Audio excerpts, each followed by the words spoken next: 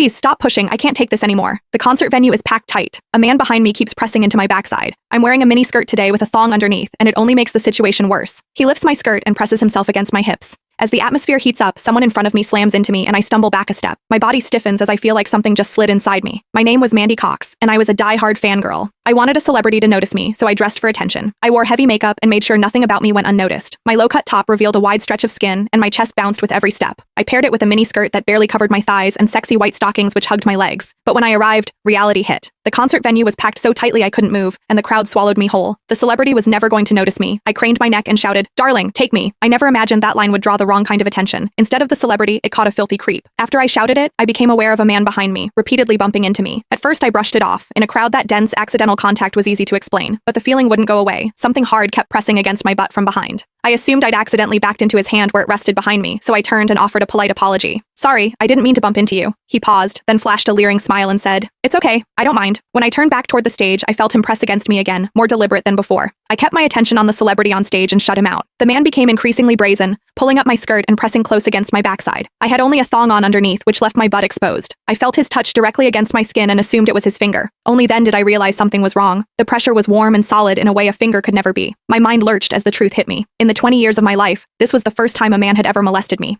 Fear surged through me, sharp and overwhelming, and my body reacted with an instinct to flee, but there was no way to move. The concert floor was packed wall to wall, leaving me stuck where I stood. I drew myself tight, bracing as if tension alone could keep the fear out. As I did, my hips closed around the man's so-called finger, trapping it between my cheeks. An unfamiliar sensation followed, and warmth rose to my face. What confused me was that I didn't recoil from it. There was a muted comfort to it, and against my will, it sparked a faint sense of expectation. The man behind me seemed to take it as a signal. He moved in closer, repeating the motion until the intrusion was unmistakable. I had lived a sheltered life as a college student, and now I was being toyed with by a stranger while surrounded by people. Shame surged within me without warning. I felt the urge to sob, but my throat closed and my voice deserted me. Worse still, the pressure forced my thong inward and sent a restless, prickling discomfort through my body that wouldn't fade. A quiet, involuntary sound escaped me, and the embarrassment followed instantly. I gathered myself and strained to suppress it, holding it down until my throat tightened. The blaring music and the screams around me drowned everything out. With every eye fixed on the stage, no one was aware of what was happening to me. At the same time, the intensity continued to rise, touching something deep inside me. I bit down on my lip as cold sweat traced my spine. My awareness was tipping back and forth between humiliation and a pleasure I couldn't bring myself to name. I knew I couldn't take it anymore if it continued, so I turned sharply to face the man behind me. "Please, stop pushing. I can't take this anymore." When I finished speaking, the man leaned toward me and whispered in my ear, "Is it exciting? The way I'm pushing against you?" The shame was overwhelming, and I was on the verge of crying. "I'm a virgin. I've never done that kind of thing. Please, let me go." He didn't stop. Instead, his gaze burned deeper as he seized my waist, the pressure growing stronger. "You're really a virgin? Then let me show you what it feels like to be a woman." For reasons I couldn't explain, his words didn't spark resistance right away. They stirred an expectancy instead. I wondered what was wrong with me. I'd explored